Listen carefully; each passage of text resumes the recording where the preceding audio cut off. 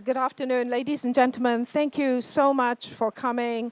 I think many of you registered to be here for the earlier event, which was then stormed off on the 9th of October.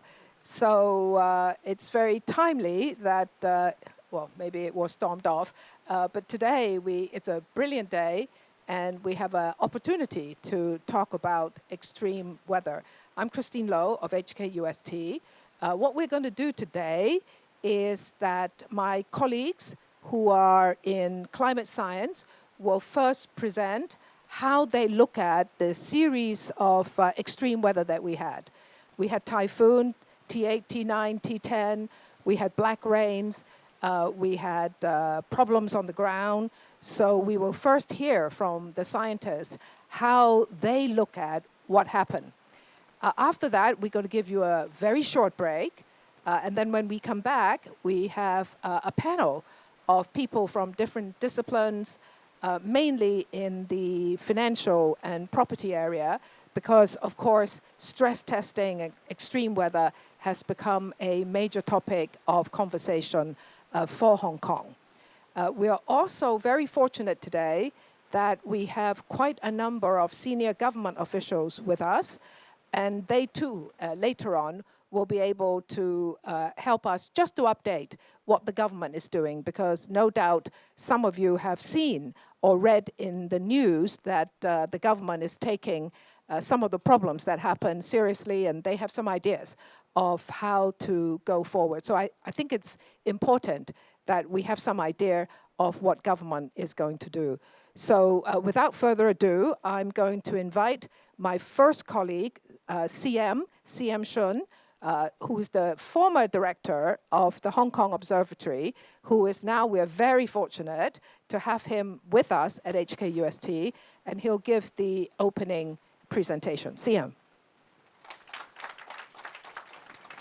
Thank you, Christine.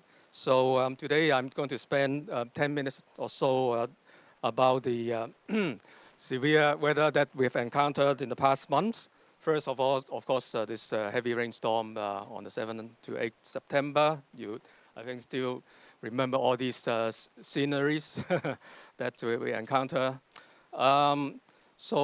This actually has broken our HKO records since 1884 in terms of the 1 hour accumulated rainfall records. And you can see we have been breaking records every several decades in the past, but now the records have been broken rather more frequently.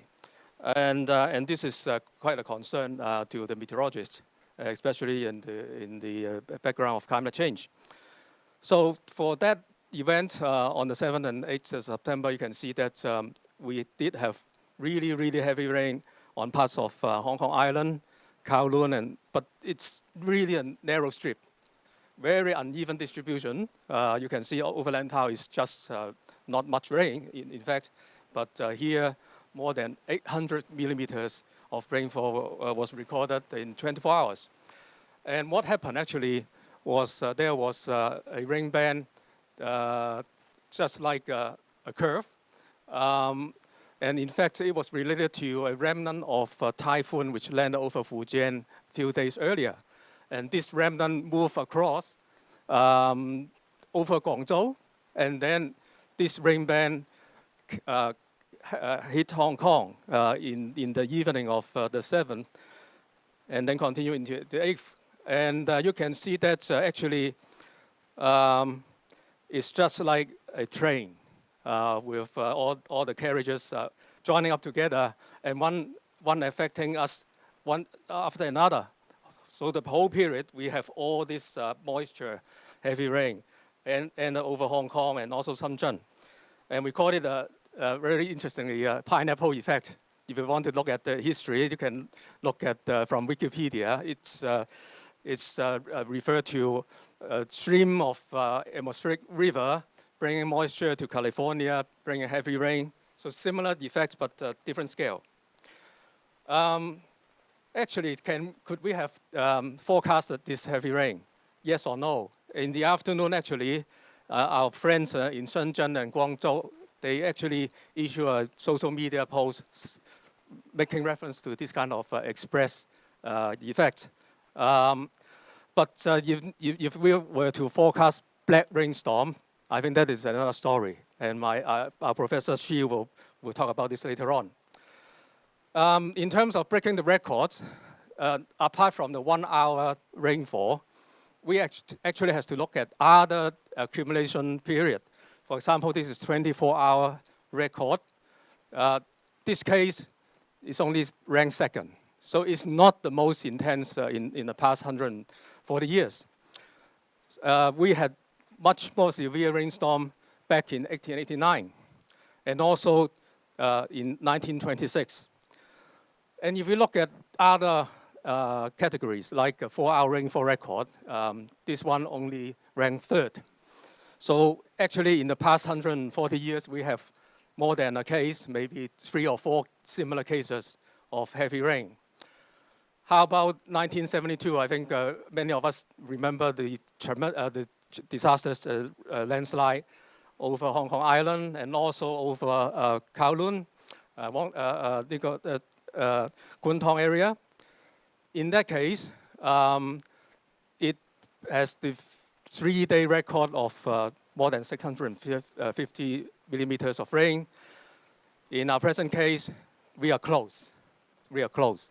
So you can see that we rank very high in this events, but not the highest.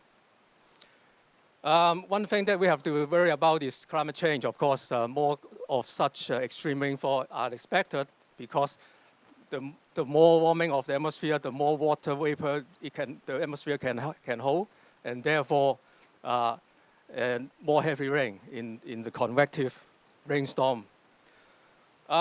In terms of return period, I think you heard about so-called 500 years return period for this case, but it only refers to the 1 hour rainfall. And furthermore, if we look at closer in the past 70 years or even past 50 years, the return periods actually has decreased because of climate change, because of the increasing chance of heavy rain. So the use of this return period concept may be still prevailing in the engineering community, but actually we have to adapt to the lowering of the return periods. Now for the typhoon, come back to the solar typhoon that we have the number 10 signal.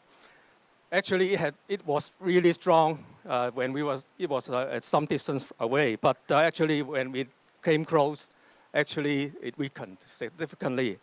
So we escaped the most severe effect. And you can compare with Manggut 2018 when I was the director, and now this time is rather different. We were lucky.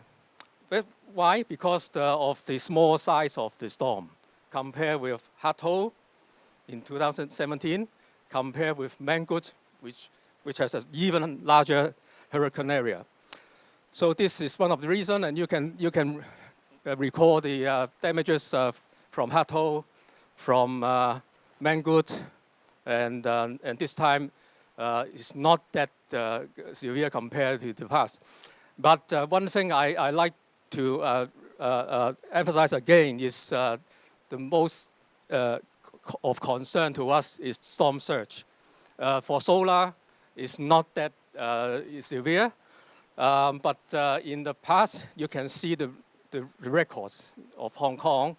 You can see that there has been very severe storm surge in both the Victoria Harbour over here and also in the Tai Po Tolo Harbour area, especially in 1937, where more than 6 meters of sea level was recorded.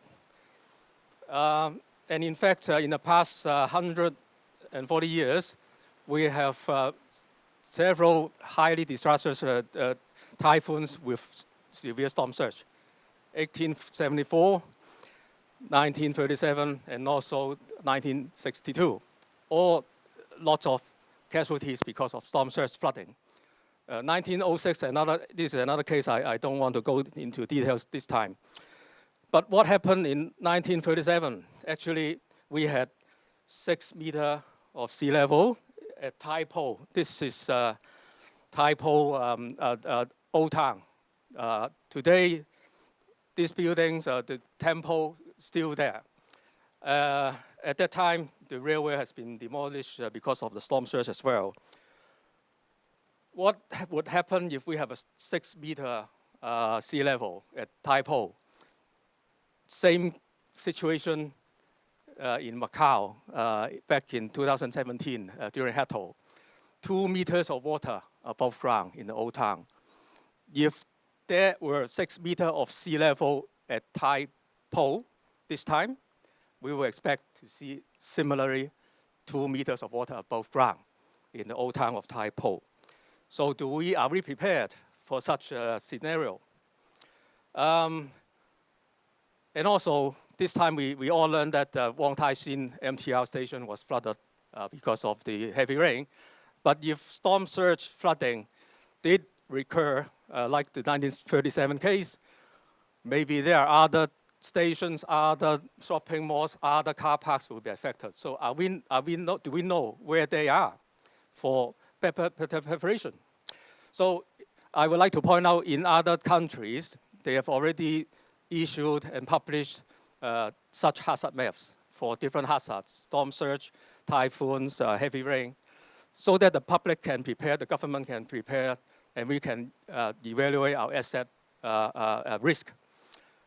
Similarly, that one was United States, this one is Germany. After they learned the lesson in 2018, they issue the flood risk maps for 500-year return period, as well as in Japan. Japan, this is Tokyo. You see, this is the palace area. And you can see they issue the flood risk map. They look at 1 in 1,000 year typhoon scenario.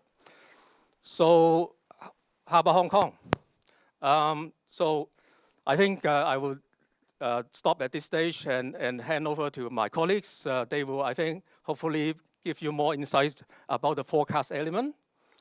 Are we prepared for the next event, which could happen anytime next year or well, not in 500 years, I can assure you.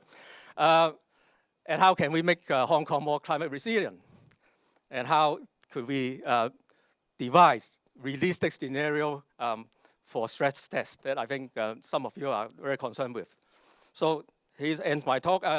I haven't gone through the other typhoon which brought us the tropical cyclone number 9 signal. If you're interested, I can talk about this later. Thank you. You know, I'm sure some of you are actually interested in the details of what CM shared with us. It's just due to the pressure of time, but our slides are available for people. If you're interested in the details and you wish to ask specific questions, do send them to us, do send them to me, and I will make sure that your queries are answered. My next colleague is Shi Xiaomin.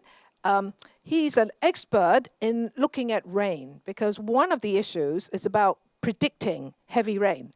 And I remember right after the black rain, people were saying, oh, you got to be kidding. You know, of course you can predict it. You can predict wind, therefore you got to be able to predict rain.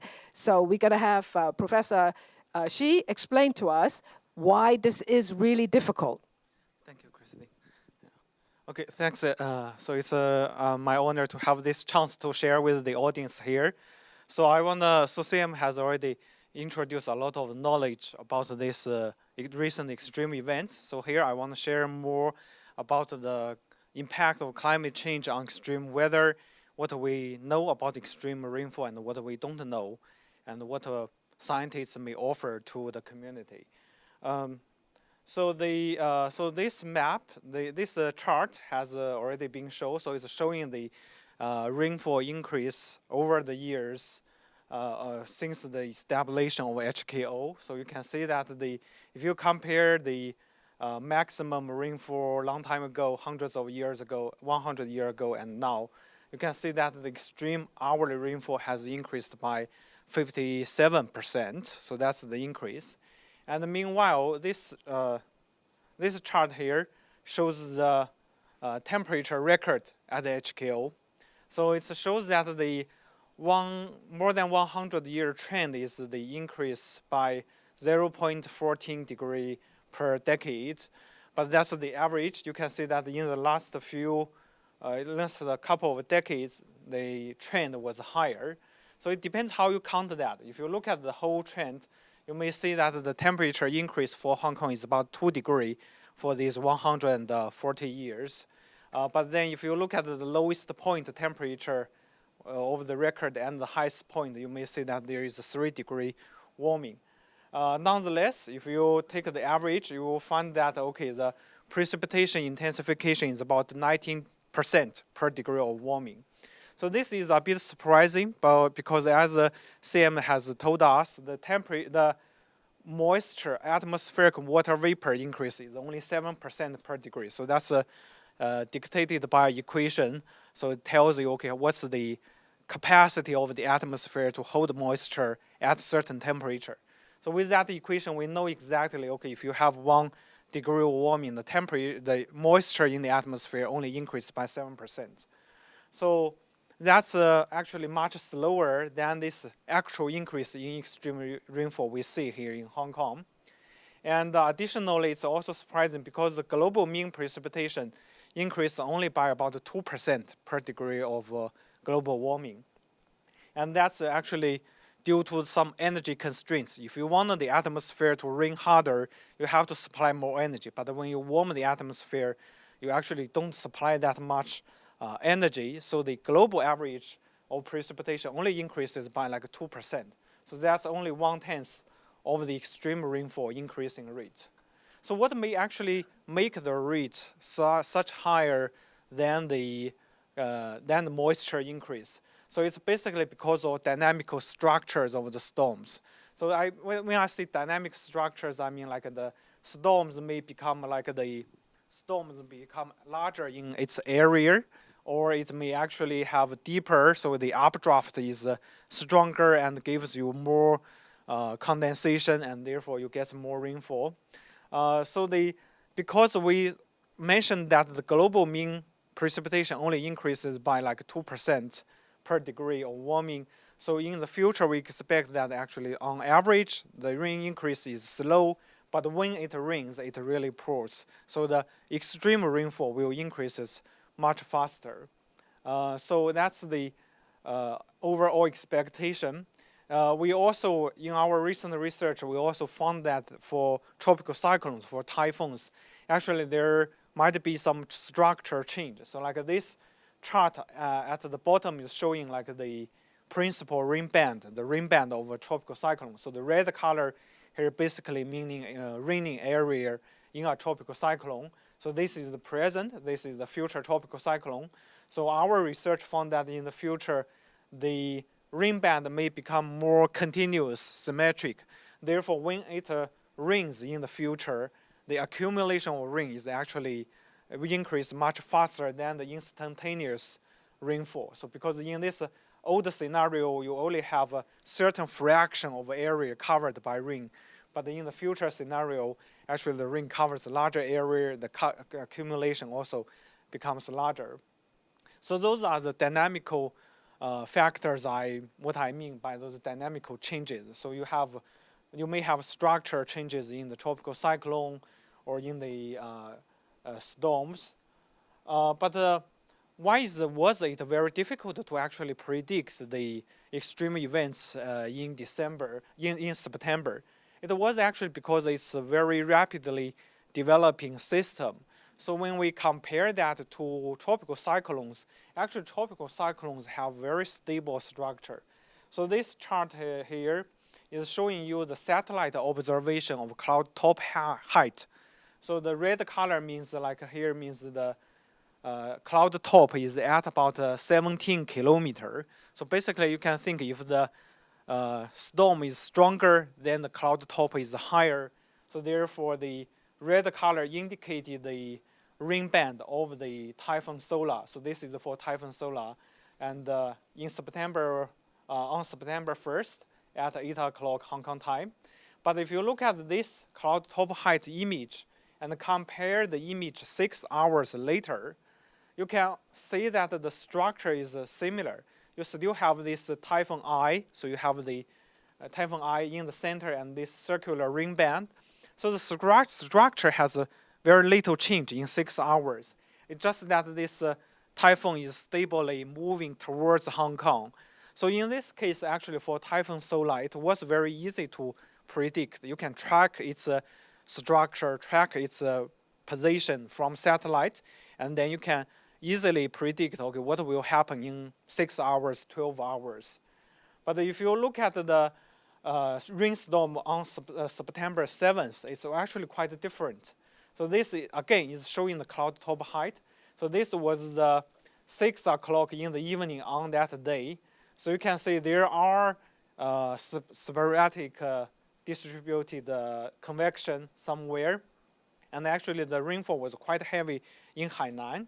But in Hong Kong, actually you see some green yellow color, which means the cloud top is not that high. So, but if you compare that with 6 hours later, the cloud top, you can see it's massive in terms of area, and its top is also very high, reaching 17, 18 kilometer top, cloud top. So this all happened in just 6 hours. So this case is very difficult to predict because you don't have a well-defined organization of the rainstorm. So we call this organized convection, mesoscale convective system. But for this mesoscale convective system, they are different from typhoon circulation. So they develop very rapidly, and their structure is not clear. So that's why actually for that event, it was not very easy to predict that maybe one day before the event. So it was very difficult. And what are the future of extreme precipitation? So scientists have done some research at HQST. We also have teams working on this. So this chart is a prediction of future extreme rainfall in Hong Kong. So this is provided by Professor Jimmy Feng's group. So you can see, okay, what we have now is 158 millimeter 1 hour. So that's what happened in September. But then our simulation shows that, Professor Jimmy Feng's group simulation shows that in the future, by 2100, the maximum hourly rainfall will reach about 300 millimeter per hour. So that doubles that extreme event we saw in September.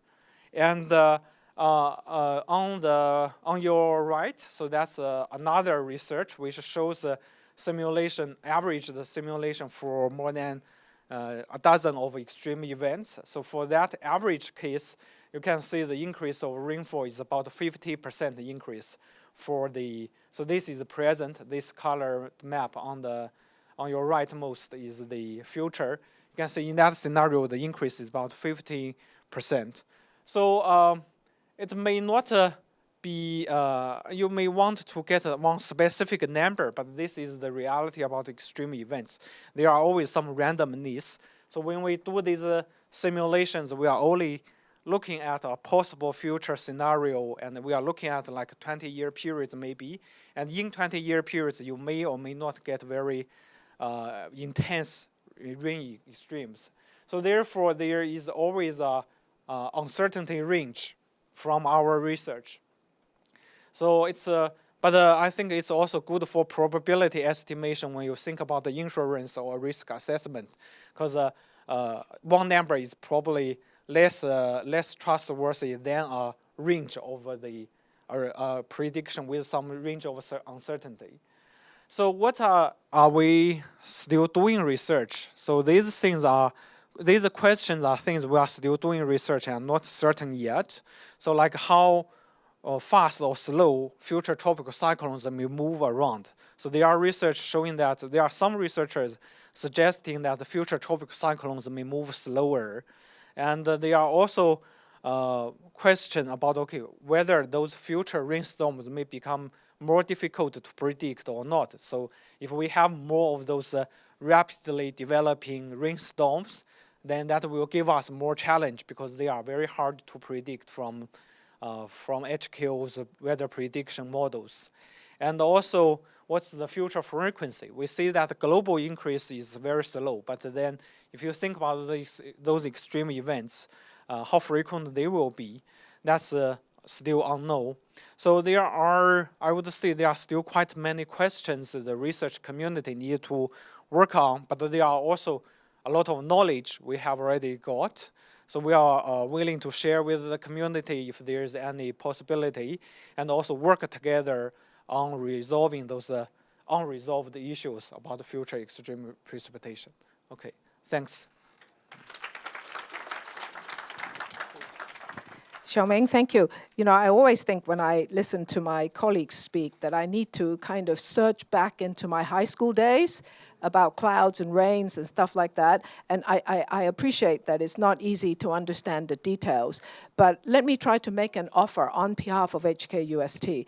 If there are people in the financial sector and you would like a masterclass, right, on the details of this, we would be willing to do it. You know, I think people who are asset owners, people who fund assets, you probably over time want to learn more about this. Our scientists and those at other universities actually work very closely with HKO because it's only really by collaboration that we can kind of follow this kind of science. Now, my next colleague is Charles Ng.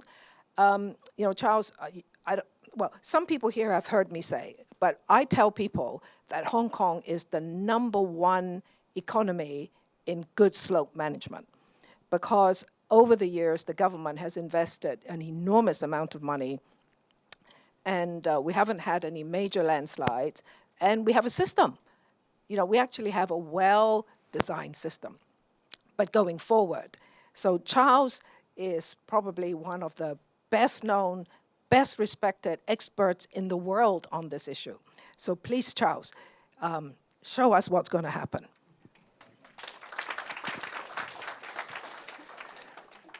Good afternoon, ladies and gentlemen. I paid Christine $5 million for introducing me.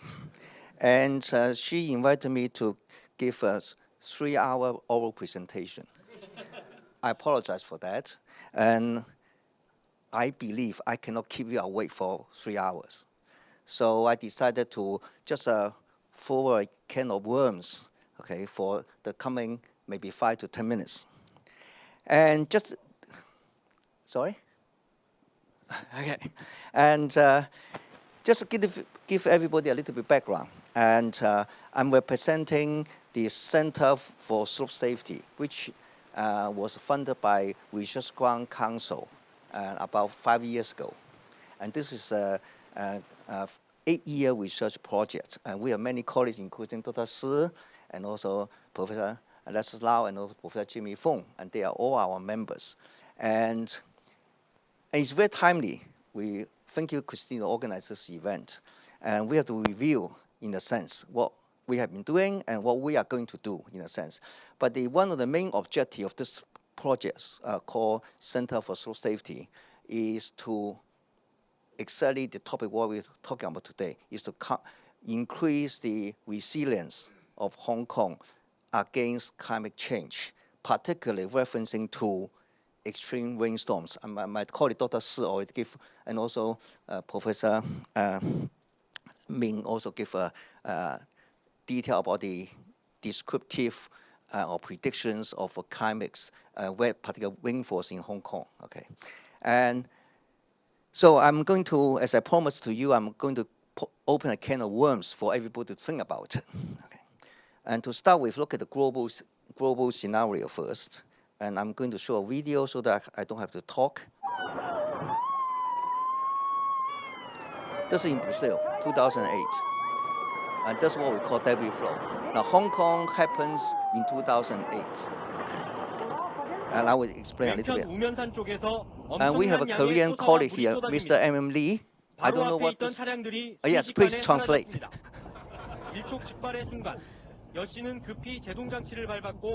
토사가 유리창에 튀었지만 차량이 휩쓸려가는 것은 간신히 피할 수 있었습니다. This is in our country, Hunan, 2016. This is in my, I'm Fujianese. This is in my hometown, if you like, in Fujian. 2019. That's a very recent one in Japan.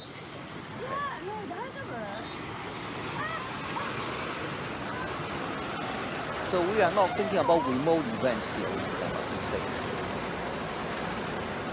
And we know Japanese are very advanced, okay? And that's in Switzerland, that's bouldery. The previous ones are so-called debris flow, but you don't have to go into such technical details.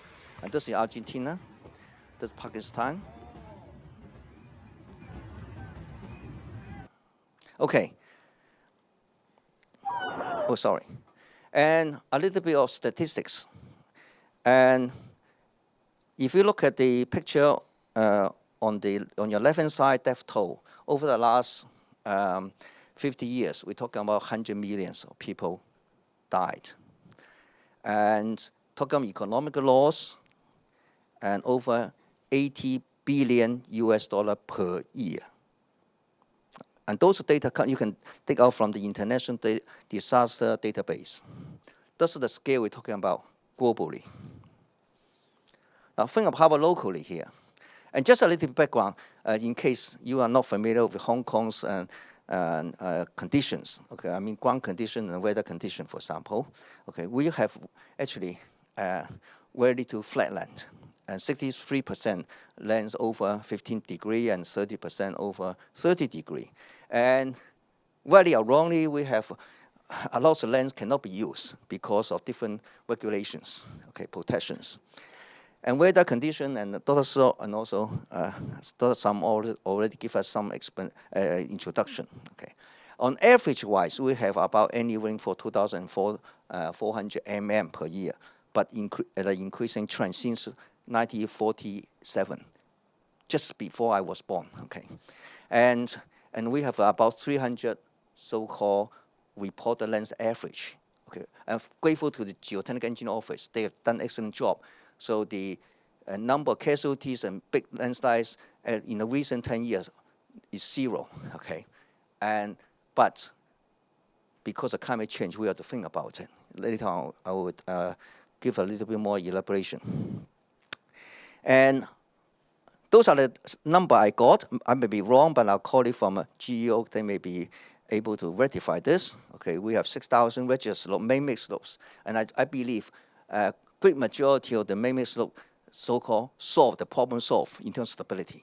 Now what we worry about is the natural slopes, what we call debris flows, natural disaster. Okay, then as far as I know, we have about 3,000 natural slopes so far registered. Okay, and according to our Hong Kong capacity, we can only carry about 35, roughly, upgrading by the government. And my number may not be the most updated, and colleagues may be supplemented. And also our current design guideline is not, okay, designed for extreme weather. Implicitly maybe, okay, but definitely not explicitly and not scientifically, okay. And that's why I say I cannot meet the localized intensive rainstorms, and I will elaborate in a minute. So those are thinking, I would say, very grateful to engineer H.N. Wong, former director of GEO, and I took out from his slide and then modified his slide and did a little bit of statistical analysis here. So what you see here, since 1994, okay, and we already experienced, okay, whether it's one hour or 24 hours, no matter what it is, over 1,000 year return period. And then 1997, 2008, and then very recent one, 2023. So what does that mean to us? Is we call extreme event over 500 year return period is not that extreme, okay? Over the last 30 years, it happened many times. Okay, I already said that. And also, regional scale matters, and I will elaborate on this. If you look at the locations, they are from different locations, okay? Now, if I may focus in September 8, and the reported heavy rainstorm is in this region, okay, eastern part of Hong Kong Island, And depends on how you calculate it, whether it's 1,000 or 500-year return period or 200-year return period. That's not the point. The key point is when we're talking about this region here, okay, we're talking about 2-year return period. Okay, so it's very regional. On one street, maybe rain like hell. The other street, sunshine. Okay, that's what we are seeing here these days. Okay, that's why I say regional scale matters these days. And actually, certainly, this is one of our focus in our Center for Slope Safety project. And if you look at 2008, 500-year return period in Lantau Island, and 2023 is on Hong Kong Island East Coast. Okay, and again, the center of storms shifts. Okay, again, another indication the importance of scale effect. That's why we have to work on not in terms of 50 kilometers, which is nowadays is not relevant to Hong Kong. 10 kilometers may be even too big. Okay, so we are really drill down on in the sense of hopefully 1 kilometer scale. And the good news is I don't have to do the work. My colleagues, they will do the work. Okay.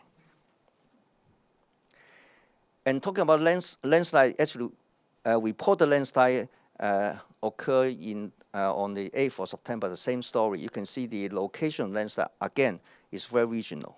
Okay.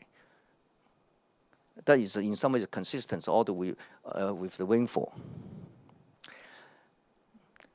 And I decided not to talk about this anymore because after talking to our insurer authority, Mr. M.M. Lee, okay, and I decided to talk about this one. Okay, and that's more interesting, right? I don't know, is there any owner of those houses? Of course, you don't have to tell people. Okay. So with the background I introduced, how those houses, more importantly, how the slopes should be insured or should not be. Okay.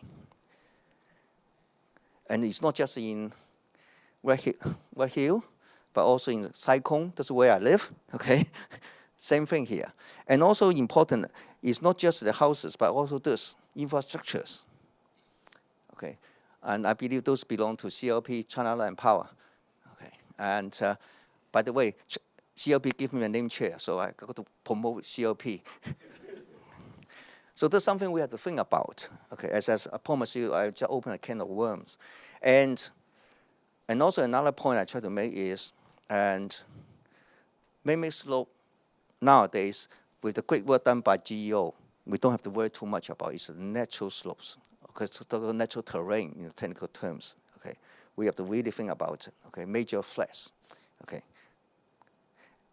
So I go to a quick summary, okay? So I hope I convince you, localized intense rainstorm happen very frequent these days, and regional scale matters. When we talk about average, nowadays, in some ways, meaningless. And even when we talk about return period, it's also meaningless to a certain extent, right? And debris flow causing on the natural terrain really is a quick threat to Hong Kong, okay? And current design guideline, I'm sure can be improved. And a little bit of advertisement, okay, the Center for Slope Safety, I'm sure funded by Hong Kong government, will have to do something. We'll get the funding from the taxpayer, means many of you contribute to us. So, and we're jointly working together with GEO and HKO and with great colleagues under the leadership of Christine, okay, then I'm sure we can do something. So those, for something we may want to discuss, okay, private buildings, houses, okay, be insured? If so, how, what? And how can we collaborate with you guys, for example? So thank you for your attention. Thank you much.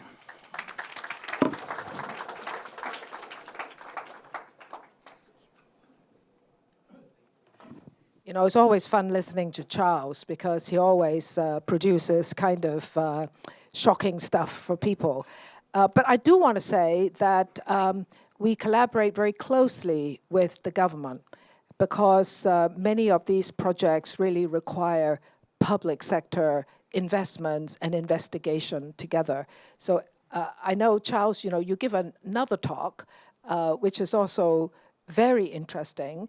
And it's really how today, using technology, they are managing slopes.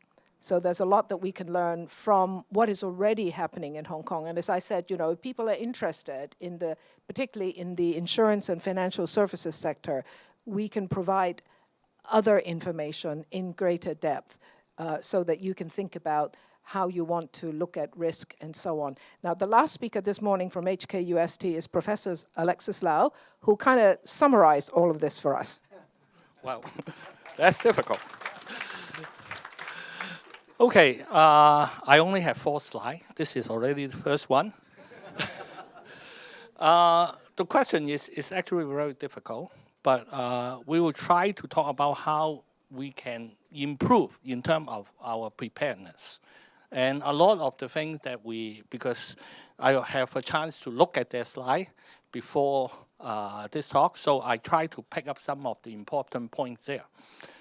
First, actually, I want to borrow this slide from NASA, which talks about the potential sea level rise all the way to 2300, okay?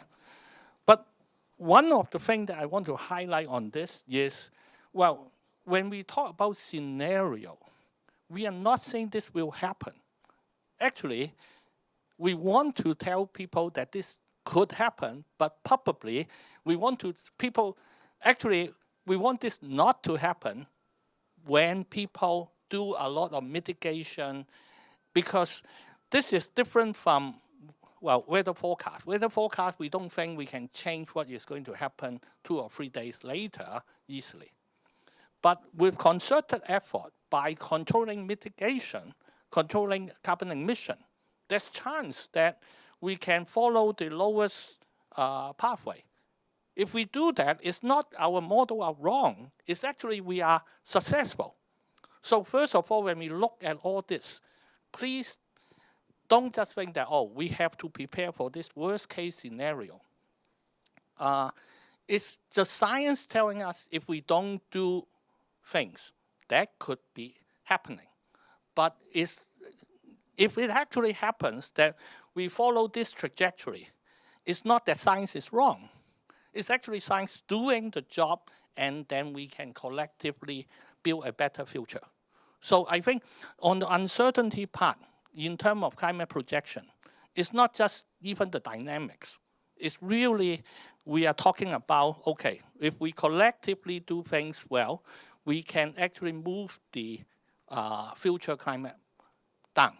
Okay, so that's one of the points I want to make, because a lot of time we are asked how bad is the rainfall, what will be the future like. So there seems to be something climate scientists can tell you. No, climate science cannot tell you, because all we can say is with certain emission, with certain greenhouse gas in the atmosphere, what would be that? But we are not able to tell you what is the emission actually happening in the next 50 years. It's a concerted effort.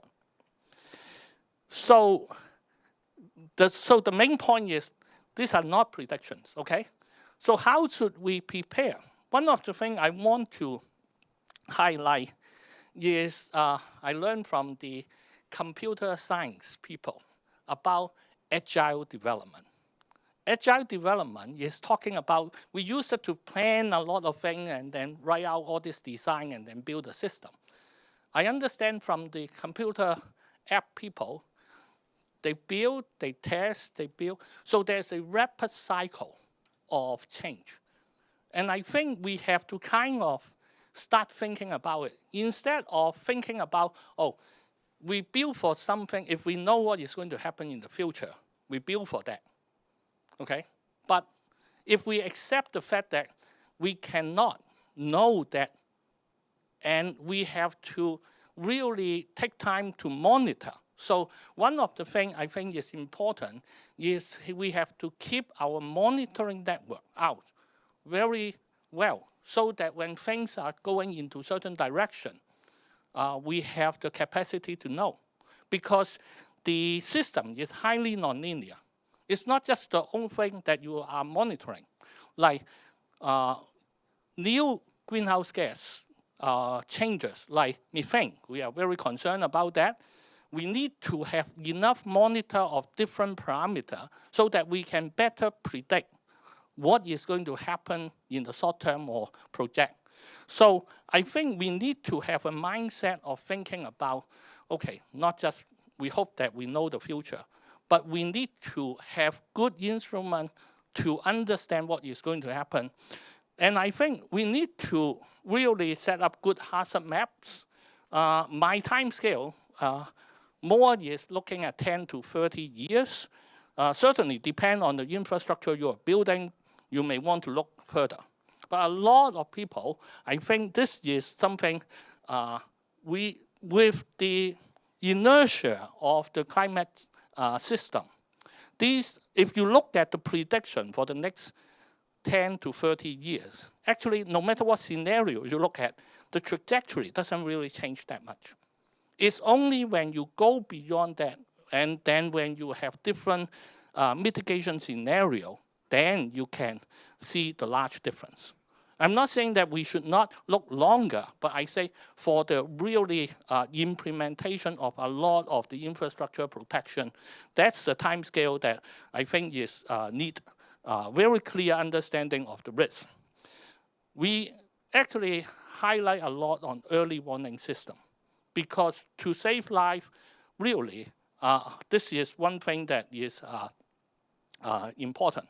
So in the university, we are thinking about how we can work with community to really enhance this. Well, what we do is research. That's our core competence.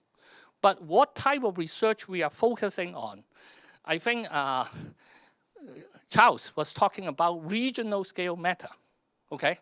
I actually think that, well, in terms of scale modeling, we need even to go to sub-kilometer scale. Because without that, you can't really predict what is going to happen. With the computer capacity as well as our now, I think our computer system can describe the building, a lot of things. So it is possible, and actually Hong Kong, because Hong Kong is so small, Hong Kong is about 30 by 50 kilometers, and a lot of time when we do modeling, if we run like big country, run a 20-kilometer model, we can't see Hong Kong. So in Hong Kong, we are actually fortunate in the sense that we have been looking at sub-kilometer scale modeling for many years. Actually, since Charles is advertising for the support, I also acknowledge the support from HSBC in terms of supporting our project, which looks into the street level air quality and simulation. And with that, actually, I think we should be able to get a much better hazard map. What is the temperature extreme? What is the heavy rain in terms of what the model can tell you? But that's not enough. Actually, we think that we need to interact a lot with stakeholders in terms of what is really the need. We have been working quite a bit recently with Christine's lead, talking with the insurance authority. We also have been, in terms of air quality, we work with Asthma Society and a lot of doctors. But in terms of the future, I think because as Charles was talking, although we have a lot of tall building, a lot of heavy rain, but from the risk point of view, it is not all this big building next to the well-maintained slope. They may not have highest risk because the mitigation in terms of maybe the drainage system was built well and so on.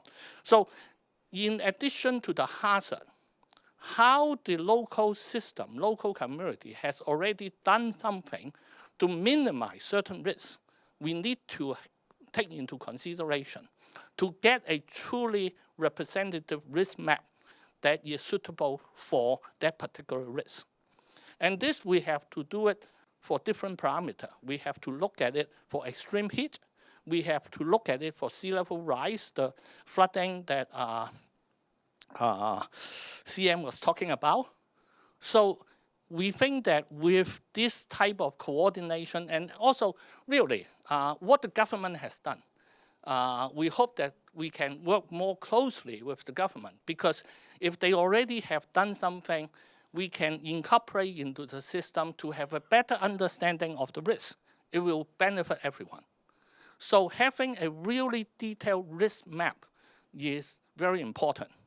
And for this, we can even develop what we call fit for purpose type of user application for professional practitioner, which they don't want to learn all this background. They want to have something that is easy to understand.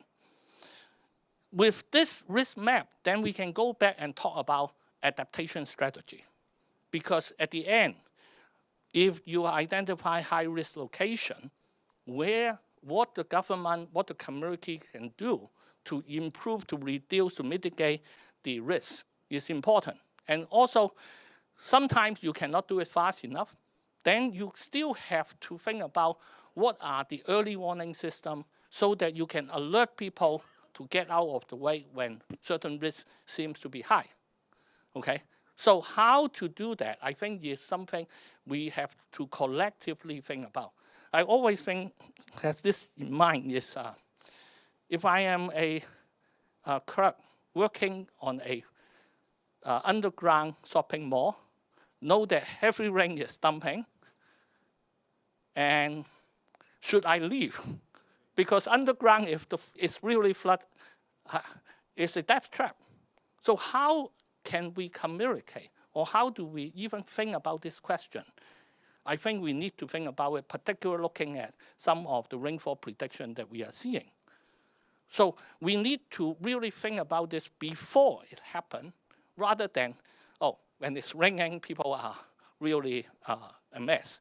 So early warning system, emergency protocol, all this type of thing, we think we need to develop. And even for some of the major disasters, from a resilience point of view, we need to work regionally to make sure that our food, energy, water can be provided if there's really a major disaster coming. Finally, this is actually involve a lot of people, and I think from a university point of view, we certainly see our role as a education, training, and research hub, which we think that we can help in terms of the local preparedness. But this is a whole community effort. I think that's the point I want to make. Thanks very much.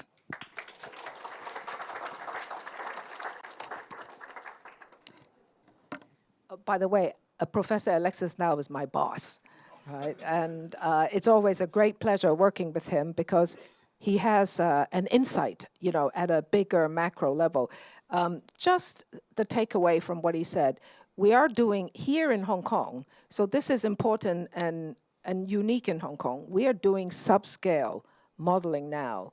Now, the risk map is really important, so we can do that as scientists, and we can offer the data and the methodology on these subscale measurements that I think you know, the industry would find interesting. But we can't do it on our own. As Alexis said, we need to educate more people, ourselves included, and we need to collaborate because perspective and data sits in different places. And I think the good news about Hong Kong is we do have a strong foundation. The government actually has done a lot. The Hong Kong Observatory has done a lot. The universities have really done a pretty decent job. But we're facing new risk. We're facing risks that are much more severe than before. And the scale of 10 to 30 years, right? This is our time. This is what you're all concerned about in terms of assessing risk.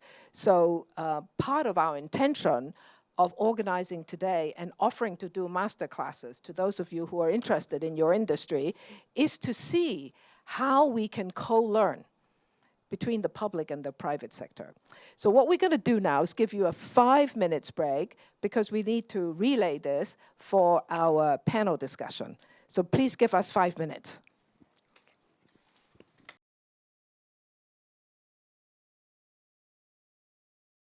Well, thank you so much for coming back.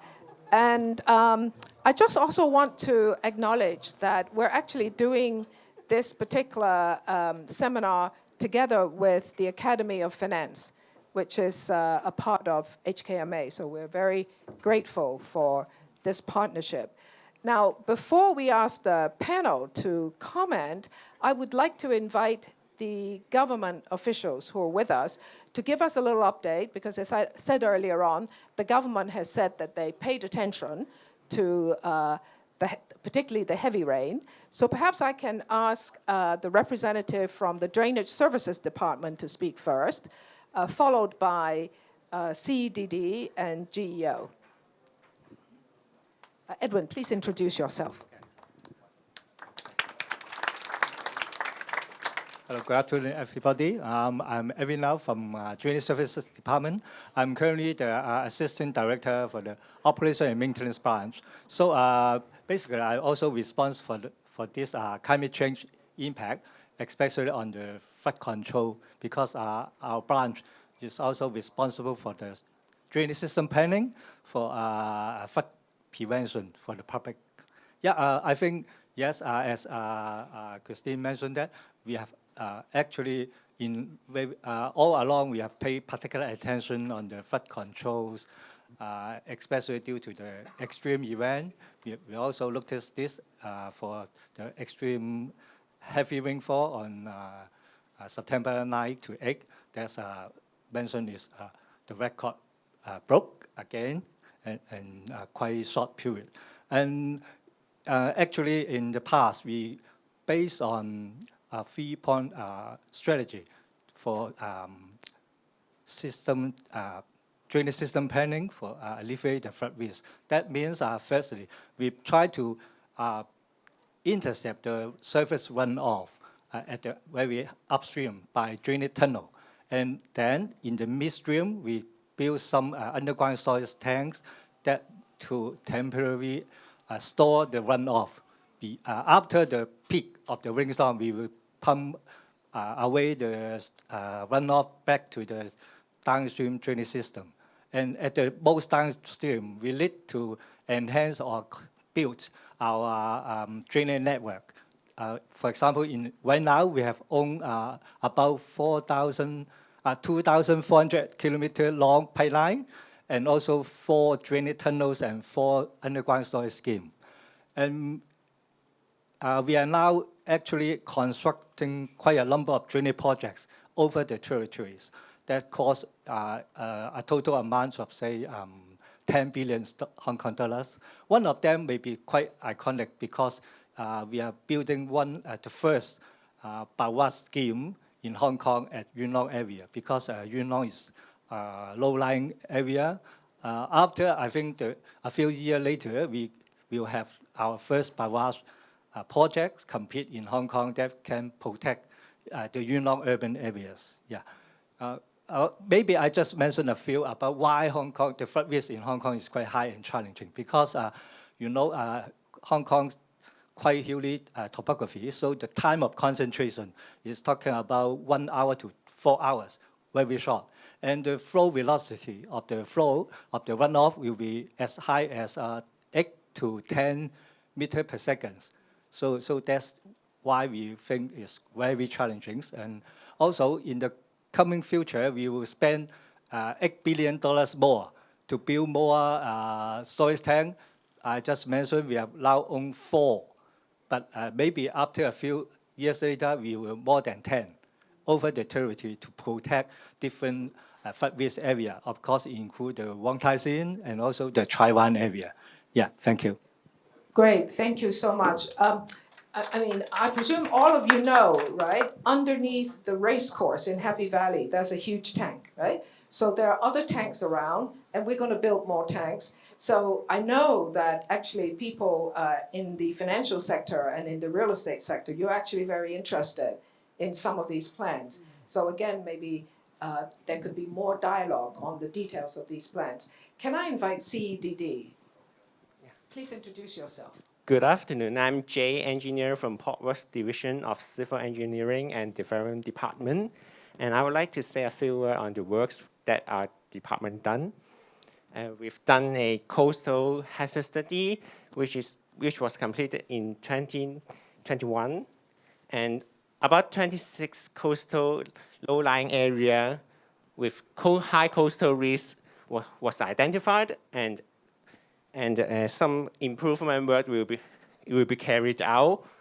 And we are adopting multi-layer coastal enhancement approach, which the first layer is the construction of wave wall along the coastline, and the second layer is establishing some flood barrier behind the coastline, and the third layer is installing some demountable flood barrier in the building frontage. Apart from hardware, we also implement some software. We adopt some action plan in coastal area, and the Hong Kong Observatory predicts the water level during the typhoon season and inform departments within 24 hours if some trigger level is reached. And CDD will activate the action plan in 10 coastal locations, including placing sandbags or water-filled barriers at designated locations, and placement of notification to the local villages, and deployment of duty supervisor for the inspection. We want to use both hardware and software to cope with the risks arising from the climate change, and hope that this can help the residents in the coastal area.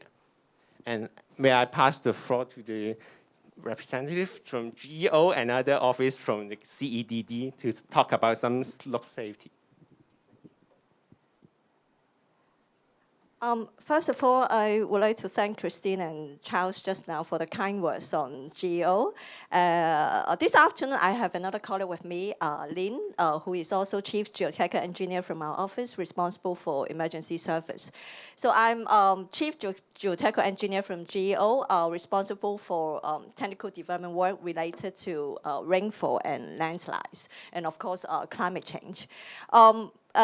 Indeed, as we see our slope performance in the recent September rainstorm, as compared to our previous slope performance in 2008 rainstorm, and also back to the 1970s rainstorms, we do see our Hong Kong slope safety system has showcased its preparedness, as well as capacity and capability in navigating these unexpected weather events. So, but then, of course, we have a lot more to do as we have continued to improve ourselves in the past. So, as we said in our policy address, there are two main tasks we're going to do. First of all, we're going to analyze our rainfall and landslide data, coupled with, using machine learning techniques, so that we can better correlate the relationship between rainfall and landslide, and then to help us better predict landslides, not landslide locations. We can never predict landslide locations, but then overall landslide occurrence, so that we can more accurately see how we can issue our landslide warning to the public in a more proper manner. And then the second thing is, as Charles mentioned, our hexes, these days we see most of them may be from natural hillsides rather than man-made slope, because man-made slopes we have been upgrading them in the past 45 years. And then from natural hillsides, we'll see with our research work, we'll identify focus measures to mitigate more natural hillsides in the future, so as to protect public from future landslides. So thank you. Great, thank you so much. I think you will all remember the what happened on the big rain day, and two particular companies were very much in the news. So we're happy to have Jessica of MTRC here and Kelvin from Link Reed here. They will first share with us their direct experience and maybe some reflection about what happened. Okay, thank you, Christine, and thanks HASD for inviting us here to share with you what had happened in early September. Well, I think you have heard a lot from the news and the TV, and also in the previous presentation about what happened in early September. And you have seen a lot of photos. And of course, yeah, because of the short-term raining, the heavy amounts, and the station in Wong Tai Sin is flooded in a very short time. Because, the whole event is because the raining happened in a very short time, and we do have floodgates in our entrance, but then we don't have sufficient times to erect them, so that to avoid the flow of water to our station, and so we eventually flood, not only our concourse, also in our platform and some of our track, and in the tunnel as well. And so within that day, we have to shut down our services, and we have to do different mitigation measures to try to resume our services as soon as possible. And luckily, we can resume it progressively in the next days. And I think this shows us, demonstrate the resilience of the city, not only in terms of our service, but also the drainage system. It's just because of the short time heavy rainfall during the day. And after the event, of course, this is a lesson learned for MTL, and we try to see whether, in future, if there's similar case happens, what else we can do, or what else we have to do. And for short-term measures, we have already identified and reviewed all our exit in the station, and identified some of the potential high-risk entrance in our station. And we will try to launch different mitigation measures, like, for example, installing sensor in some of our entrance, so that we will quickly know that there's a flooding risk in our station entrance, so that we can have a faster response in terms of the incidents. And so, there's a lot we are planning to do, and then I will pass it to Karen and see what you will share with us. Thanks, Jessica. Thanks, everyone. It's great to be here today.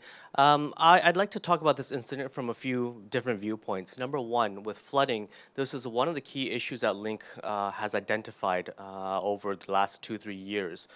We worked with, and in fact, to the point where we worked with an organization, CWR, Deborah here somewhere, we worked with CWR to actually map all of our assets in Hong Kong and the Greater Bay Area to understand what the vulnerability of our portfolio would be to flooding scenarios. We looked at, I think, 5-meter scenarios, 6-meter scenarios, and 8-meter scenarios, and all of this was based on storm surge and so forth.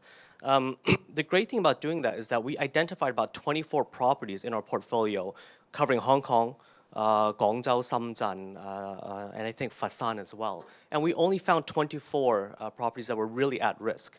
Now, when I fast forward to September, I forgot the date now, September 8th, 9th, okay.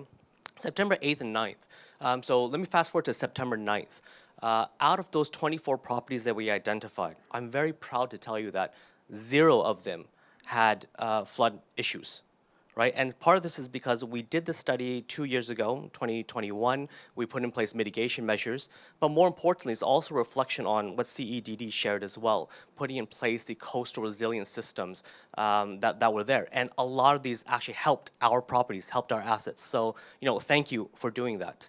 Now, then some of you realize, Link was also in the news on September 8th and 9th because you heard from DSD that we were putting in, you own 4 storage tanks, right? So on September 8th and 9th, I guess Link decided to be an ad hoc storage tank for some of the rain coming through. You've seen the torrential rain, the pictures of the basement level of Temple Mall really flood, I think 2.5, 3 meters of water there. But I do also concur with what DSD said. With your storage tanks, you pump out the water within 24 hours, and we were able to do that in 24 hours with the help of Fire Services Department. And then we've actually since reopened that side of the shopping center. Now, I think a lot of this experience is interesting because number one, Wong Tai Sin was never identified as a flood risk because it's not near the coast. So when you sit back and you wonder why did it flood, well, you've heard about the immense amount of rain, how long it went for, but it was also a confluence of other issues. One, I somewhat jokingly, I blame MTR for pulling down the floodgates, right? Because that means that the water's not going there, it's coming down to our side. I'm only kidding. Yeah. But that also demonstrates exactly what Alexis said. This initiative of You Care, I think it was the third or second bullet point, it's about how do communities respond to this. So, how do we work with MTR to discuss, look, what do we do in this scenario? You're going to shut down your flood barriers. We have locations where the water goes down. Now, we could install floodgates and flood barriers at our stairs, but that's probably not enough. We need to be actually extend a little further out. The problem with that, however, is that becomes government territory. So we actually need to start working with government to figure out, okay, how can we respond to this? How do we channel water away from our properties? In the end, I have told this to our property management team, and this is actually a hidden message to our insurers as well. Don't have a knee-jerk reaction to this incident. Number one, only 2 locations in Hong Kong flooded.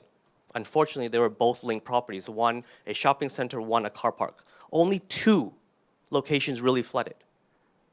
So we should be very happy with what government's been able to do so far. So that's a reminder to the insurance companies. Don't have a knee-jerk reaction to this. Let's talk about premiums later on, okay? But realistically, right after this incident, we had discussions. Should we install a few $1 million flood barrier, flood gate? And the answer is why? Because we know the issue is that water follows gravity. All we have to do is channel it away, move it towards the street, or if there's another storage area, storage tank in that area, channel it that way. And a lot of this is really about how to communicate with the community around us, whether it's housing authority, MTR, government, on how we work on this together. So my lessons learned from this is really a lot of this is about preparation. I'm very happy to see, again, that 2 properties flooded, but we were able to respond very quickly. I think all of us should be very proud to live in Hong Kong, where we are able to handle this amount of rain, handle this, in a way, disaster. When you compare, just a few weeks after that event, New York has had several instances, and they took quite a long time to recover from this. So be very happy and proud that we're in a very resilient city so far. Well, thank you so much. And actually, to be honest, our scientists at HKUST had a good look at what happened after the 8th and the 9th, and the resilience of Hong Kong, the coming back within, really a day of the troubled area was very heartwarming. So I think, if we regarded the black rain as really a stress test for flooding in Hong Kong, I think we did okay, right? And then I think we learned a lot more, right, from the story, who needs to collaborate with whom, how we need to, relearn certain things and so on. So John from Hang Lung, maybe another property developer, even though nothing happened to you, but I'm just assuming, people with assets in Hong Kong, property developers, you must be thinking about this too. Yes, thanks very much, Christine. We're certainly thinking about this, and I have to say I agree. On the Friday, I was actually able to fly, out the next afternoon, which is quite remarkable. I mean, able to get around, traverse the city easily. So I think, yeah, it's an important point that Hong Kong, Hang Lung also, I'm so used to saying Hang Lung, has done pretty well, but things are going to get more challenging. So I have sort of 4 thoughts to share. The first is our general approach to adaptation. So we did have a bit of flooding surrounding certain of our properties, Hang Lung Center, Fashion Walk, Electric Road. What we did, we started a while back, we had a tender, we invited consultants, and we engaged a consultant. I'm going to give a shout out to our consultant partner here as well, Arup. So I see Bruce is here. To work with us on looking at all of our properties across our portfolio to the end of 2025. So 45 or so buildings altogether, either existing properties or under construction for multiple hazards, including the ones we're talking about today, also heat wave, but that's beyond the scope of today's discussion. And we found it was useful to work with an engineering firm because we had previously done some exposure assessment, but a lot of our colleagues are very practical. So we say, we found that we're exposed to this risk, and they say, well, what do we do about it? Rahona, right? So working with Arup, we've developed, we're really working with the property managers to do detailed engineering assessments, questionnaires, and a lot of the work that comes out of that is, practical, not always really elaborate responses. So I mean, like looking at making sure that sealants are properly taken care of, cracking. I mean, just looking at, yes, in some cases we need to install additional floodgates, but there's a lot of things that can be done, making sure that you know, windows are sealed properly. There's a lot of things that can be done just from looking at the property's day-to-day operations that can increase the robustness. So, but I think that's quite important to sort of be able to look at not only the sort of larger potential investments we can do on new properties, but just looking at how we can shore up and strengthen the robustness of our existing properties. So the kind of practical engineering part is something I would highlight. The other thing I would highlight is we were working with, in the city of Tianjin is a good example of collaboration. So we had serious flooding in Tianjin in 2016. And afterwards, we worked with the municipality and we asked them if they could actually, with new pipe installation, could they enlarge the diameter of the pipes around our property, and they agreed to do so. So that's a really good example of, you know, you can do everything as a property owner within your boundaries, but you're still going to be impacted by what's happening outside. And the fact that we could have that conversation and work with them in that way, I think was quite helpful. The other thing that I want to highlight is around, and maybe this is getting a little bit kind of farther afield in terms of a little bit of sort of theory, but you're hearing a lot about it with the Hong Kong Exchange talking about value at risk in the future and ISSB and so on. I just want to raise this as a question that maybe we come back to later with the banks and others. From my perspective, just putting out a number out there, this is our value at risk, is not very useful, and we don't necessarily want to do that. I think we've heard from other speakers saying, look, you need to get very granular, but you also need to understand there's a probabilistic range of things that will happen, right? And so one of the things that we're thinking about is, can we do an assessment of what our risk is sort of in a way pre-adaptation, and then what is the risk post-adaptation? So you can't eliminate risk, but we can, if we can show that we've managed certain risks and we mindfully live with remaining risk, but the residual risk has a certain probabilistic range of potential impact. It seems to me that's more interesting than just putting out a number to investors or others saying, here's a number of our value at risk, right? And related to that, everybody's using a different methodology for calculation. So maybe I'm getting a little bit, you know, beyond the kind of main scope, but I just want to say that as we work on implementing these measures and we think about translating that into financial information, I think we need to have more of a discussion of what's actually useful for stakeholders. Right, I think those are really important issues, and I do want to acknowledge we have HKMA, SFC colleagues here as well, and they are interested in this kind of issue. I guess from that side of the panel, they're also saying to this side of the panels, the insurers and the bankers, so we are being good, you know, we're being proactive. Are there some jetsos for us going forward? So Chelsea from EXA, maybe you can address this issue, and then MM from the Insurance Authority, maybe then you can follow on from Chelsea, please. Thanks, Christine, and no pressure, guys, you know. No, I think, first of all, I think, you know, I have sitting on my right-hand side probably 3 of the most proactive clients that insurers can hope for, right, in Hong Kong. I think a couple of themes which was picked up today. Number 1, about adaptation and mitigation and preparedness, right? So I actually tend to agree with Calvin's comment that we should not have a knee-jerk reaction, right? So yes, please record that. Put that next to the discount rate later on, right? No, but actually, if you look at, and I'm sure will talk about this a little bit more, as an industry for insurance companies, the black rains probably created, you know, probably a 1/5 to a 1/4 of the amount of insurable losses that Mancut did. Right, so in 2018, and it probably is somewhere between, you know, it's somewhere a little bit more than Hato, but definitely much lesser than Mancut, right? So I think for insurance companies, because our core business has been insuring against climate events for hundreds of years, right? So these type of events don't, and at this scale, probably do not warrant a huge reaction from our our perspective, right? So trust us, we will be stable, we will still be here, we will still offer our financial capital and capacity to insure Hong Kong.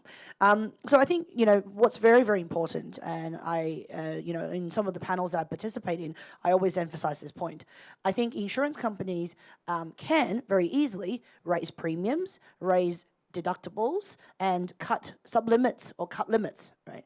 But what happens then is we are essentially limiting the amount of our own customer base, right? And the amount of risk that we can insure, right? So what's going to happen over time is if we become more and more risk averse and we say, oh, we can't insure this or we can't insure this, then the industry overall is just going to shrink, right? So this is definitely against the very fundamental survival and expansion of the insurance companies and insurance industries. So in fact, we should not want, and we do not want, to limit the amount that we insure or cut the risk scope that we would insure, right? We should be looking to ways to be able to insure these things, but at a, I guess, calculatable or understandable format, right? So by having adaptation, mitigation of our customers and the risks around us, that's probably the biggest thing that's going to allow us to do that and maintain and expand our insurance scope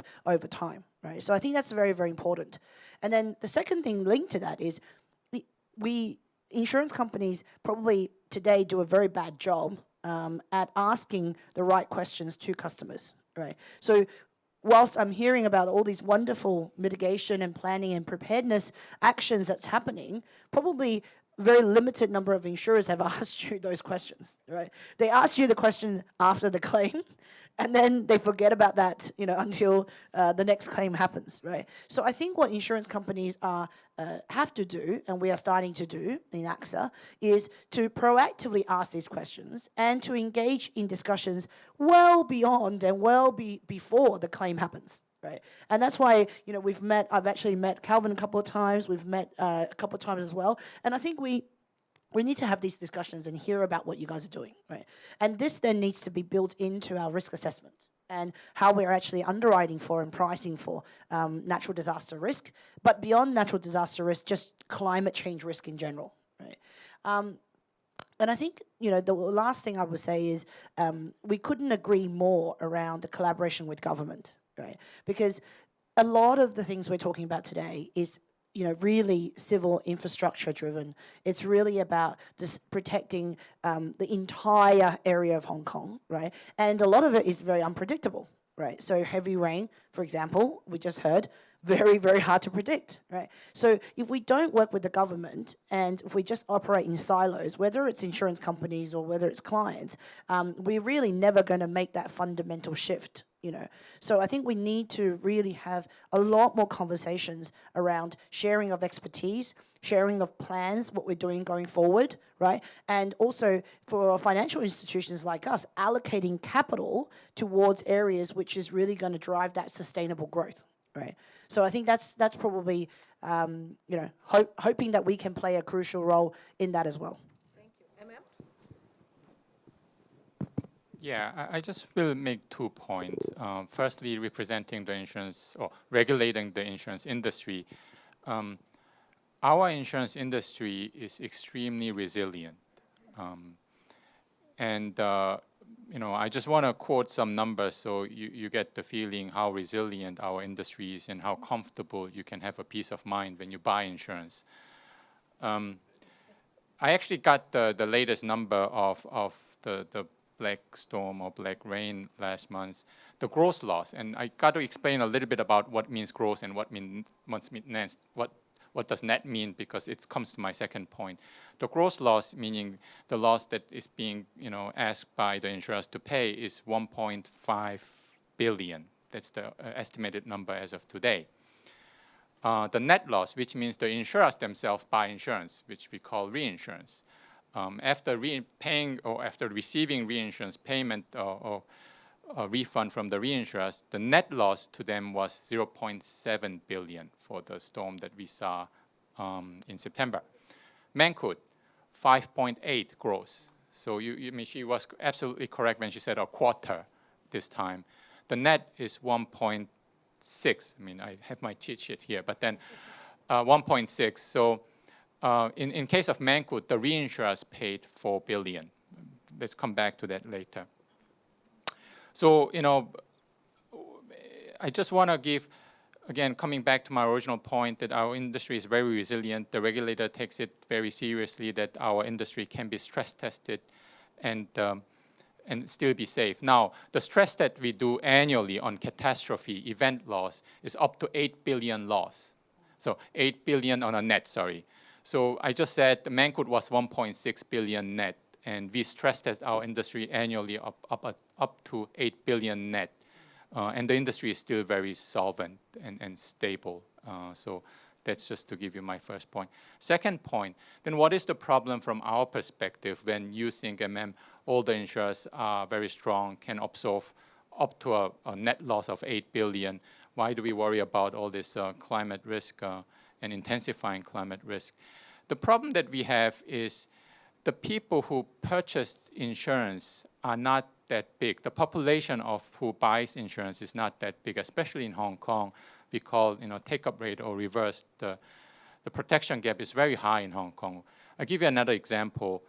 I think within a week, the Hong Kong Federation of Insurers announced after the Black Storm that our commercial or we own damage insurance, what we call comprehensive insurance by motor insurance, is only 1/3, meaning 2/3 of car owners did not buy insurance for their own damage. They did buy for third party, which means you go into an accident, you hurt someone else, it's mandatory, so you have to buy 100%. But then for your own damage, in Hong Kong, you only bought 2/3. So what it means is we received, the numbers that showed there were around 600 cars that was claimed insurance, which means in this case, in September case, probably there was around 1,500 cars that got flooded or semi-flooded. Only 600 of those policies, of those owners were able to claim insurance, and 1,900 would not be covered and have to pay themselves. So we have an issue why, and this is just an example of motor insurance where actually the penetration is very strong. So if you talk about other insurance types, business interruption, it's extremely low. And you think about it, why this is so low. And I think one is risk awareness, that car owners think, no, my car is not going to get flooded. And if it rains, I'm going to drive it somewhere safe, right? So you can have that mentality. Second, always, and we talked about it, is cost. It's too expensive. I don't think my risk is that high. I think, in terms of first point of, awareness, we do a lot, and I think everyone here helps as well, that risk is increasing, frequency as well as intensity is increasing. So in a way, it's good that it arises, awareness of the people, and actually the media coverage of all these risky pictures, it does help in one, it tells. Secondly, the cost, the cost is for the insurers to assess because they also, at the end of the day, are commercial decisions that they need to make. But then, remember, I come back to my first point. The gross loss of Mancwood was 5.8, whereas the net was 1.6, meaning 2.2 or thereabouts was paid by the reinsurers. The direct company, which we call, they understand their client very well. The reinsurers, when they insure the insurance company, they have to price it on a portfolio basis. Now, to insure on a portfolio basis, they need to understand the portfolio very well and where all the risks are exposed. So now comes back to the first session where, granularity of a risk map is extremely important. If we have just one granularity, Hong Kong, what the reinsurers will do is price it on average. And, Professor Charles just said, average, the term average shouldn't be that relevant, and it shouldn't be. Because there are good risk owners, there are bad risk owners. If the good risk owners, although they do all that, just get priced on average, they have no incentive to buy insurance. But then if they don't buy insurance, things may still happen, and it adversely affect them. So from that end, I think IA and I think Professor Christine Low, we are working also to think about how we can create a database as well as a risk map that is granular enough. And unfortunately, those granular maps do exist in cases like Tokyo, in cases like Florida, US, and Germany as well, to some extent. because they will price it accordingly to the risk. But in Hong Kong, we don't have it. I mean, the modeling companies do, but then it's not granular enough.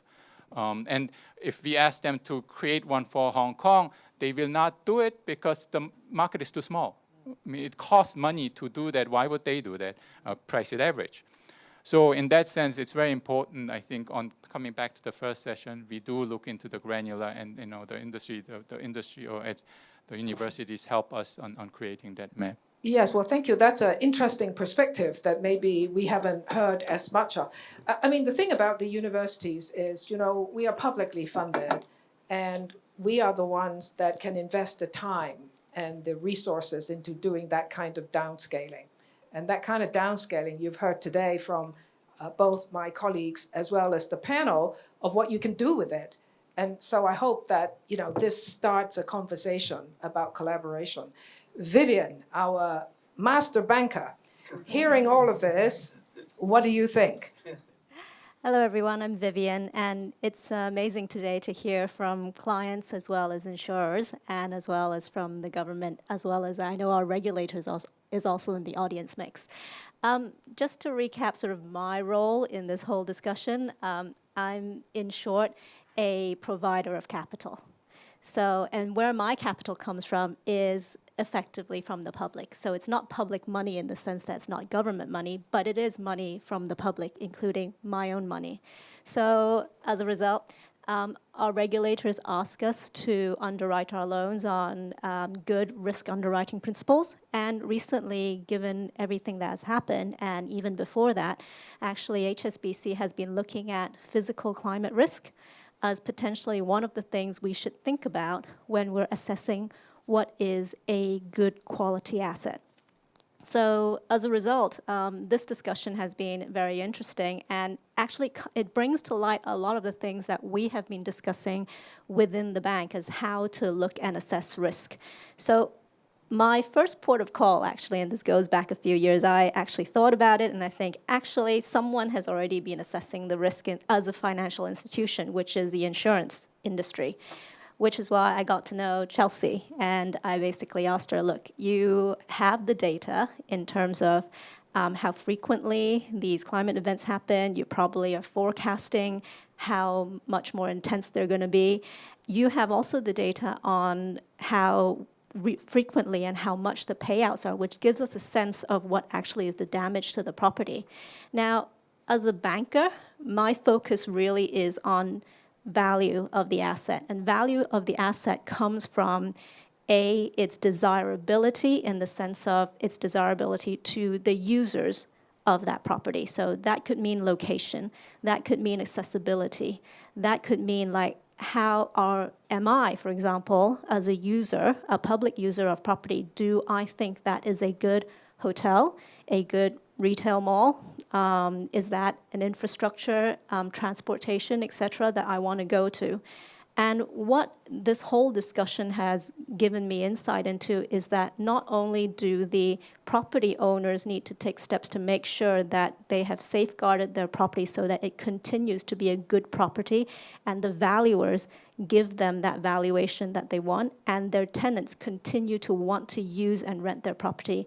Not just that, but also what actually impacts the desirability of these assets is that the public infrastructure around it, drainage systems, et cetera, continue to be able to maintain good accessibility, because property at the end of the day is all about location, and location is all about, is it well located, is it accessible, is it easy to get to and easy to use? So all of that actually feeds into our analysis, and having thought about it for quite some time, there is a lot of data beyond what the banks can find out for themselves. We need input from the insurers. We need input, of course, from our clients, the developers, and also we need input from the government as well as to what they're doing to the drainage system. There's been a lot of discussion about the modeling and the rainfall, et cetera, but there could be a lot of rainfall, but that modeling needs to be mitigated by the drainage system. We could have an excellent drainage system that could actually deal with the rainfall, so the risk is managed. And of course, you overlay that with what the developers themselves are doing to protect their property. And of course, Chelsea and MM will take that into account when assessing what the risk premiums would be. And that, at the end of the day, feeds through to the financing. So all this sort of is interlinked, and I'm very glad that Christine's put this panel together, because we do want to get that message out about the importance of collaborating so everyone has a consistent and coherent picture on how to assess risk. Thank you. I think I'll just add here that, you now have a sense of what universities can do. The regulators here have, I think, the kind of platform, right, to convene. Because we all love to talk to each other, but, we actually need more formalized or more regular exploratory deliberation on what to do. And then somebody in your various institutions, including the government, will have to go and make some decisions, right? So how do we construct, we have all the talent here, as far as I'm concerned. And we have some new issues to tackle with extreme climate risk. So how should we reorganize ourselves together with our regulators? And I think at least 3 of them are here today, the HKMA, the SFC, and the Insurance Authority.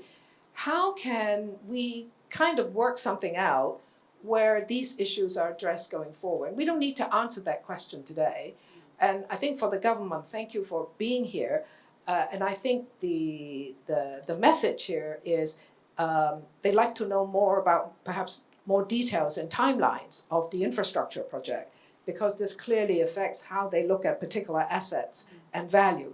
So how can that be done in a way that maybe hasn't been done before? Right, but because all the information are there and government is ready to spend billions of dollars, right? We just heard another $6 billion are being spent on doing these flood tanks. So, we have another 10 minutes.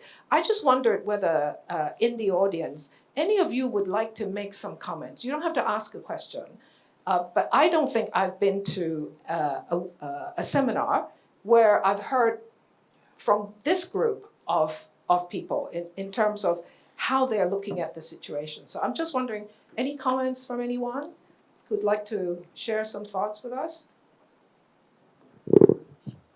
Including my colleagues. Sorry, Christine. Yes, please. Deborah. Tell us who you are. Hi, I'm Deborah from CWR. We helped Calvin do his tests.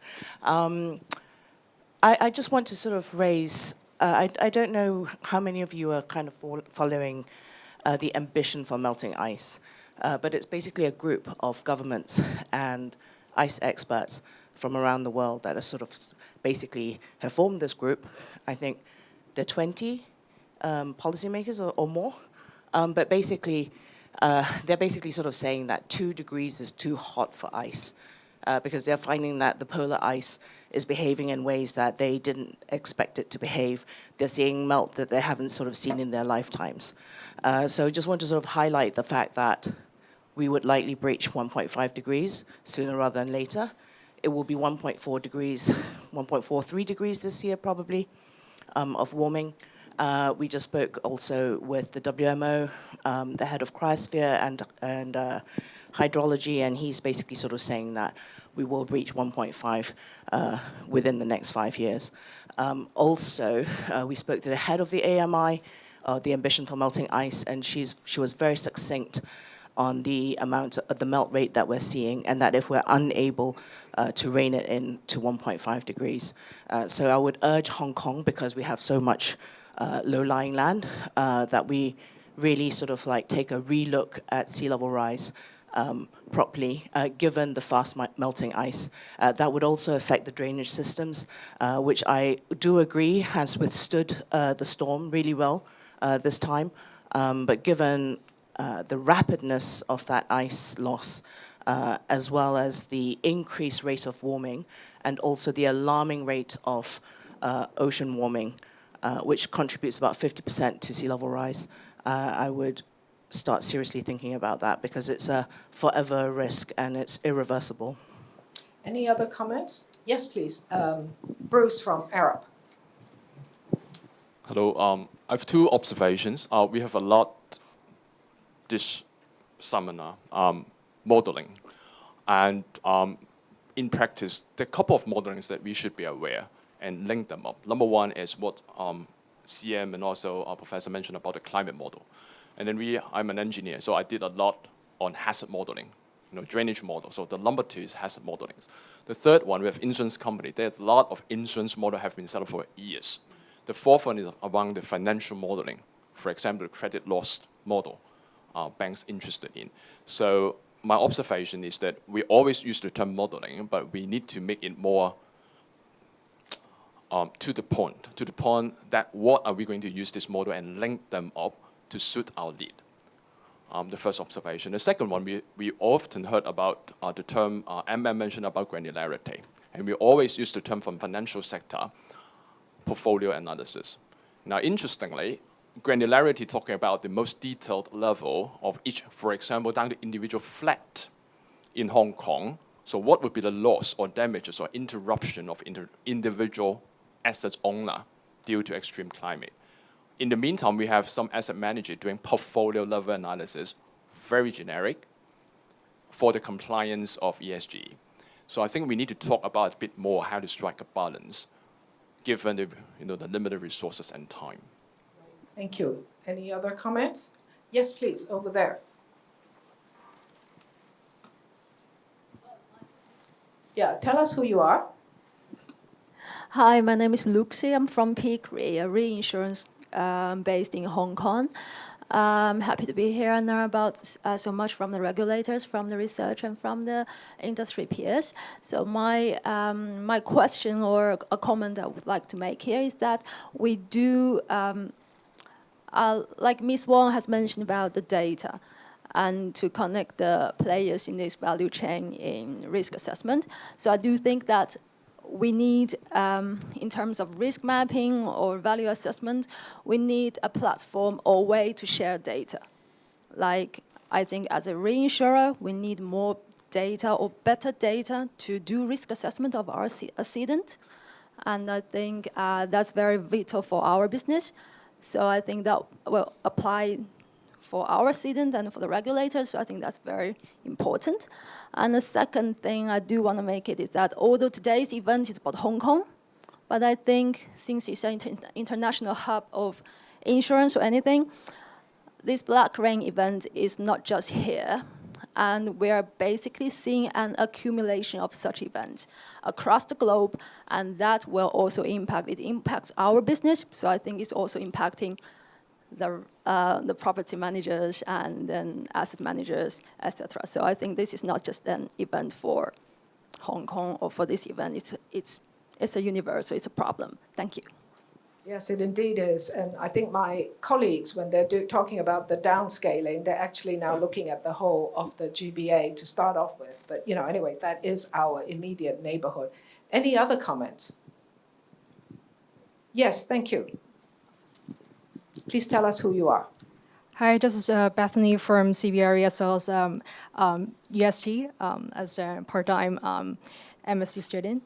So my question is on the property development strategies, especially for MTR that under the renowned R+P model that Hong Kong is really famous for. However, the commercial and residential properties along the coastal area, it's adjacent to the floodplains as well. So I'm really interested in how the resilience of the property itself, especially for the existing aging buildings, can be better equipped with the rising climate risk, as well as the new development for especially when we are having new metropolitan, probably some properties will be along the coastline, which creates more values than those in the inner city, because there's high desirability given the scenery and all those valuation metrics. So how do you trade off the risk versus the desirability of the new projects? Right, so what I'm going to do is I'm going to ask all of you to just round off because we have about 5 minutes left. So you can take the question how you like, or you can talk privately later on. Okay, let me just take the question then. I think we can divide it in two parts. For the new development, actually, after the incidents, I would say we have already followed the government guidelines when we plan and build our infrastructures and also the residential property development projects.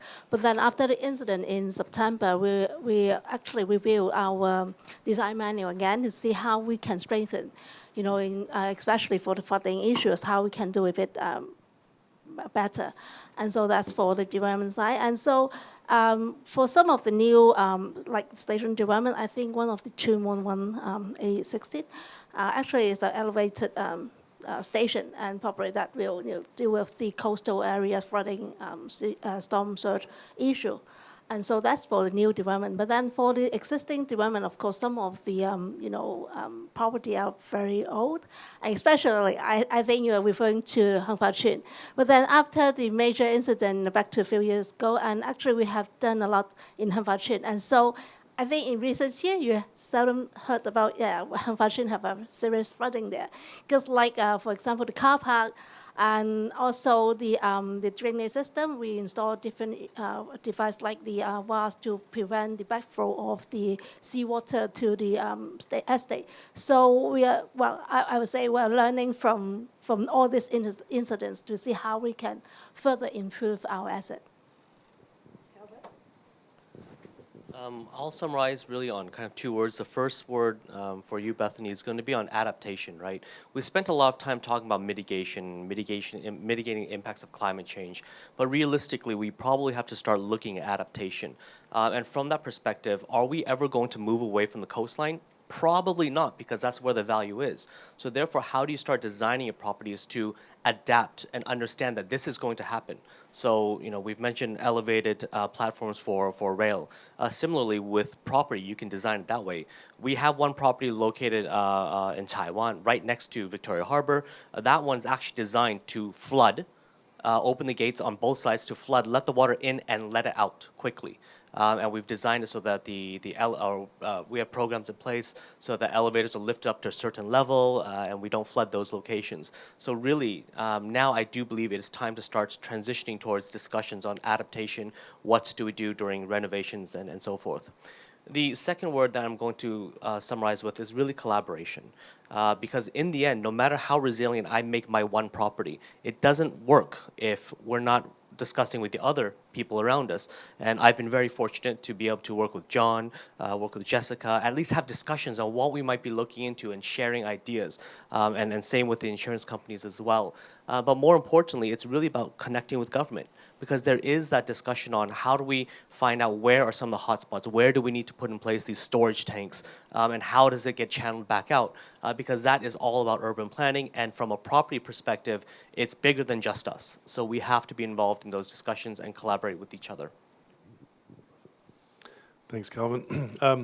Yeah, a few comments. I mean, I agree with everything Calvin said, so I don't want to just repeat it, but I think Sir Nicholas Stern said years ago we have three kind of responses. There's mitigation, adaptation, or suffering, right? So, I mean, so we have to remember, though, that, I mean, it's not just about those of us in the business world and infrastructure, it's also about the people working outdoors, and we need to think about these well-being issues around, a lot of, I mean, I know, again, we're talking about flooding and precipitation, but broadly around adaptation.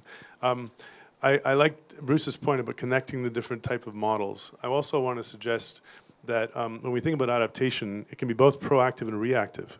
There's nothing wrong with also doing a reactive adaptation. That's what we're doing today. We had major events, and then we thought about what are the implications of those events for our understanding. So we need to do both proactive and reactive adaptation.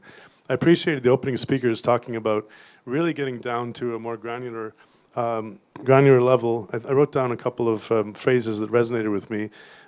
Sub-kilometer scale modeling, regional infrastructure matters. I also like the point about agility that was raised earlier.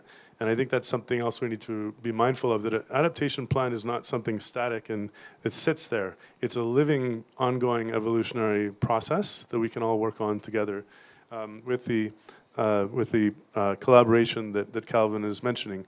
And then I just want to return to the point I raised earlier about value at risk, and I'm going to give credit to Parag Khanna for reversing that phrase and talking about residual asset value. So value at risk is you're stuck with a problem.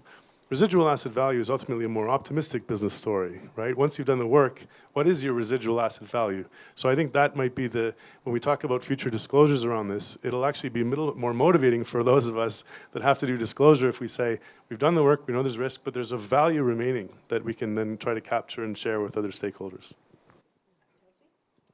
Thanks, John. I think actually I'm reflecting on what the insurance companies can do and what we can actually add into this conversation, right? And I think two things have been mentioned already. One is around our own models.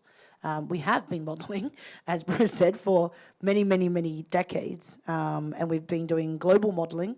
So for those of us who have assets not just in Hong Kong, we also obviously do models around the world. So a lot of this model hasn't been externalized because we've kept it to review our own risk. Because we're a risk taking and risk-sharing organization, so we thought that we would just quantify and price for ourselves, basically. So I think one of the first parts we should think about as an insurance industry is then how does our models, and not saying that they're absolutely correct, of course not, but at least we've had 2 decades, 3 decades at trying and learning from our mistakes, right? That's the first thing. So I think how do we share, how do we find a way to share that?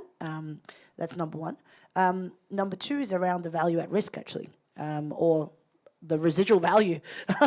Actually, because as Emma mentioned, every year insurance companies are required to do scenario testing on our value at risk. So that's how we are capitalized. That's how we remain solvent.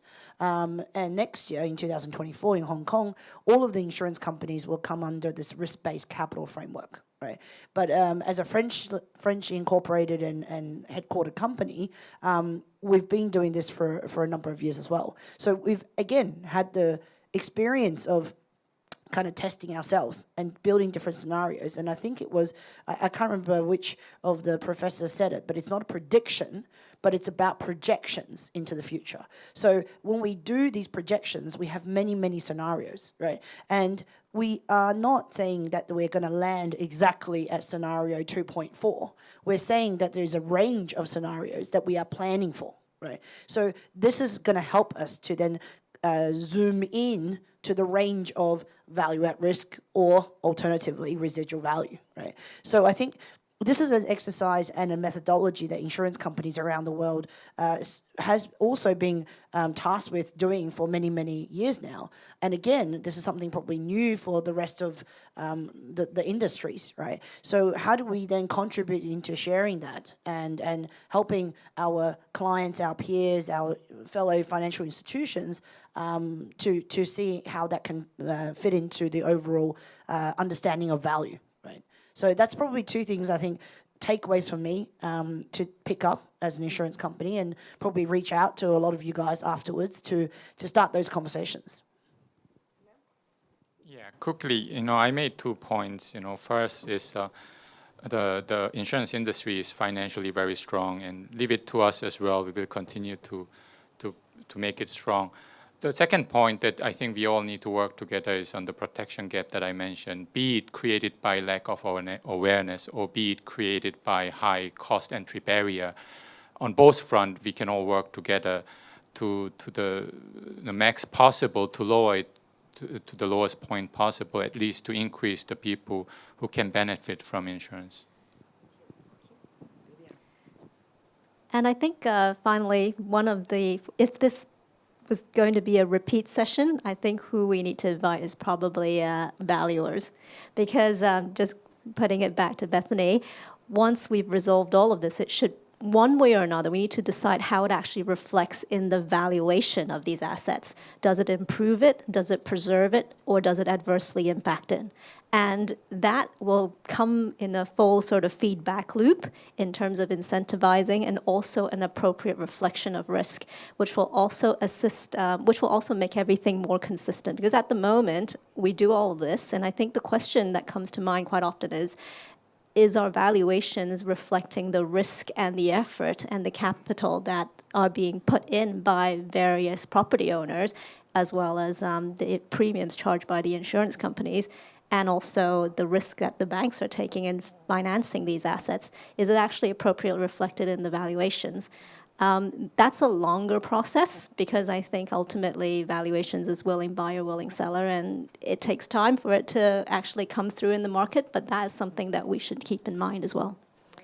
Well, I won't do a summary, you'll be happy to hear, but I think there's a lot of homework out there, right, for all of us to think about what to do in the era of climate change.